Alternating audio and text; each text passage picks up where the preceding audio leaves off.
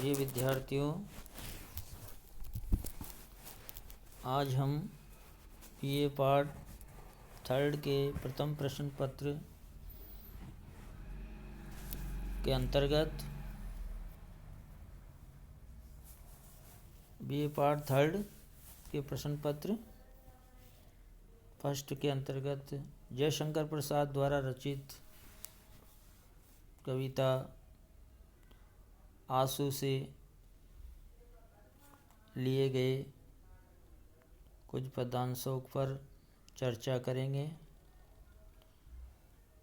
पतझड़ता झाड़ खड़े थे सूखी सी फुलवारी में, किस लिए नव कुसुम बिछाकर आए तुम इस क्यारी में। विद्यार्थियों, प्रसाद ने आंसू काव्य में अपने प्रियतम के आगमन, उसके मिलन की आशा का संचार किया है, उसी का वर्णन किया है और कहा है कि प्रीतम के आने से पूर्व मेरा जीवन इस भांति था जिस प्रकार से वसंत ऋतु में पतझड़ की स्थिति होती है। जीवन नीरसमय था, मेरे जीवन में शून्यता आ चुकी थी, नीरसता आ चुकी थी और इस जीवन के संघर्ष के अंतर्गत जैसे सूनापन आ चुका था, उसी प्रकार जिस प्रकार से फुलवारी सूख जाती है, उसमें जीवंतता सरसता का कोई भाव नहीं होता है। तब यदि प्रियतम आकर के उस सूने पतझड़ पल्लवों में हरे भरे नवीन पुष्पों की महक से युक्त क्यारियों में प्रकाश फैला दे, तो उसी भांति मेरे नीरस जीवन में भी एक आनंद का संचार कर सके। तो यहाँ कवि प्रसाद ने अपने प्रीतम के आगमन की, उनके मिलन की को आशादायी बनाया है और आशा ही व्यक्ति को जीवन का संचार देती है, क्योंकि जीवन में यदि नीरसता ही नीरसता रह जाएगी, उसमें सरसता नहीं होगी, तो वो सफल नहीं हो सकती है। उपमा अलंकार है अगला। कितनी निर्जन रजनी में तारों की दीप जलाए, स्व गंगा की धारा में उज्जवल उपहार चढ़ाए। कवि प्रसाद अपने आंसू काव्य में प्रियतम के आगमन के लिए प्रेमी द्वारा जो प्रतीक्षा की जाती है, उसका जो फल मिलता है, उसमें उल्लास की जो भावनाएं पैदा हो जाती है, उसका वर्णन कवि ने यहाँ पे किया है।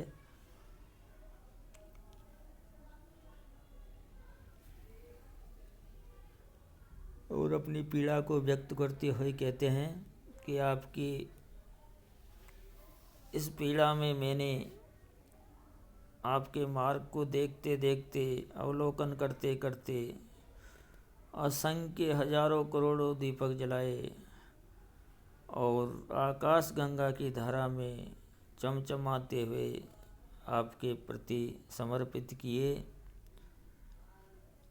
क्योंकि ये दीपक जो है मेरे जीवन की उज्ज्वलता के ही प्रतीक थे।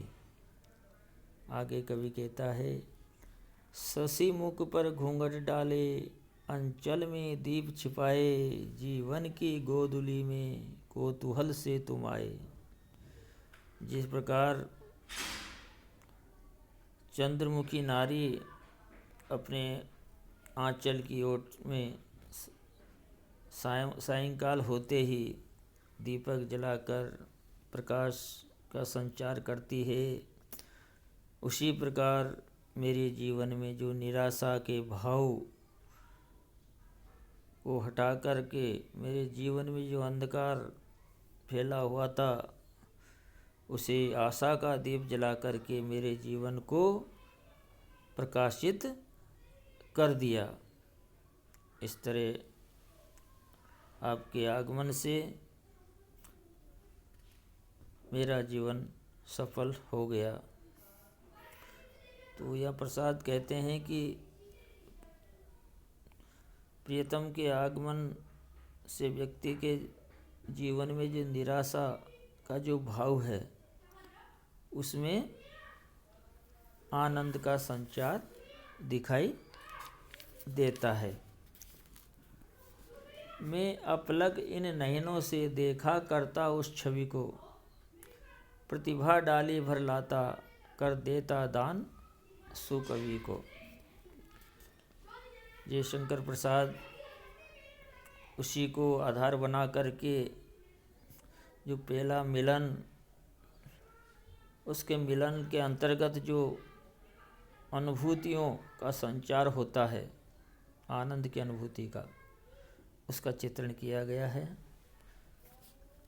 और कहता है, देखिए कि जब पहली बार प्रीतम से मिलन होता है तो व्यक्ति उसकी छवि को बार बार देखने का प्रयास करता है, उसे अपनी आंखों से दूर नहीं करना चाहते। उसका रूप सौंदर्य प्रतिभा डाली पर लाता कर देता दान सो कवि को, और उसकी जो छवि है उसको पल्लवित कर देता है, और उसका जो रूप सौंदर्य है वो क्या हो जाता है, झिरझर सा झिरझिर करता माधवी कुंज छाया में, चेतना वही जाती थी हो मंत्र मुग्ध माया की। मंत्र मुग्ध होकर के निरंतर टकटकी लगाकर देखता रहता है, और उस समय की जो मेरी पीड़ा है, चेतना है, वो उसके सौंदर्य में प्रभावित होती रहती है। उसे टकटकी लगा करके देखती रहती है, उसी में समाहित हो जाती है। उसी प्रकार उनका जो सौंदर्य है, मेरी दृष्टि मंत्र मुग्ध होकर के उसी माया के समान बहती रहती है, और मेरा मन जो है वो मेरे वशीभूत नहीं रहता है।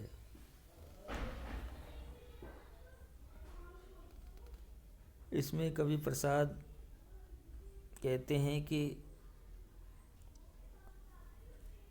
चेतना का होना आवश्यक है। यदि व्यक्ति के जीवन में चेतना नहीं होगी, नीरसता आ जाएगी, तो उसका जीवन निरर्थक हो जाता है। इसलिए उसमें सौंदर्य रूपी चेतना का होना अति आवश्यक है। तो कवि ने यहाँ पे उपमान, रूपक आदि अलंकारों का सुंदर प्रयोग जो है किया है। घर में सुंदर बिजली सी, बिजली में चपल चमक सी, आँखों की काली पुतली, पुतली में श्याम झलक की। कवि प्रसाद उसी रूप सौंदर्य का वर्णन करते हैं यहाँ पे, और कहते हैं कि जिस प्रकार से घन जो बादलों की घनघोर मालाएं, उसमें चमकने वाली बिजली, उस बिजली की चमक में जो उसकी चंचलता है वो दिखाई देती है। उसी प्रकार मेरे नीरस जीवन में जो मेरे प्रीतम की छवि है, उसकी छोटी सी चमक दिखाई देती है। प्रतिमा में सजीवता सी बस गई, सो छवि आँखों में थी एक लकीर हृदय में, जो अलग रही लाखों में। मेरे प्रियतम का वह जो रूप मेरी आँखों में उसी प्रकार बसा हुआ है, जैसे किसी सुंदर मूर्ति की जैसे प्राण प्रतिष्ठा की जाती है, उसी प्रकार से जो है मेरा मन भी जो है उसमें आसक्त हो गया है। क्योंकि कवि कहता भी है कि मूर्तियाँ तो सुंदर होती है, किंतु यदि व्यक्ति में के जीवन में चेतना नहीं है तो वो सौंदर्य युक्त माना जाता है, सौंदर्य दिखाई नहीं देता है। इसलिए सौंदर्य के लिए चेतना का भ्रम होना आवश्यक है। क्योंकि जो जीवन का जो मूल मंत्र है वो ये है कि जो व्यक्ति आए और आकर के चले जाते हैं, किंतु पत्थर पर खींची लकीर अमिट होती है, उसी प्रकार आप भी मेरे नेत्रों में आकर के बस गए हैं। और वो जो सौंदर्य है वो अनुपम है, अलौकिक है, अनुकरणीय है।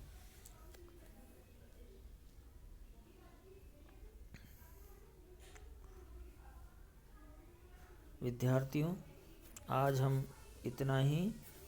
कल हम अगले पद्यांश के बारे में चर्चा करेंगे।